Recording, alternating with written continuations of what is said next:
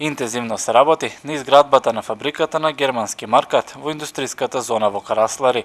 Препланнава и градоначалникот Чадиев направи увид на лице место и ги посети изведувачите кои повеќе од една недела работат на локацијата. Моментално се наоѓаме на местото кај што фабриката Pera Construction ја изведува со своите подизводачи првата фаза. Таа прва фаза се однесува на 200.000 кубни метри земја која треба да се ископа за да се дојде до нултата точка од кај што ќе почнат првите темели на фабриката. Во моментов ми извести изведувачите дека е 50% од работата завршена, значи негде околу 100.000 кубни метра се веќе извадени. Според Чадиев, доколку се запази динамиката на работа, за 10 дена ќе треба да заврши искупувањето на земјата. Во оваа фаза на терен работат 10 багери и 40 транспортни товарни возила.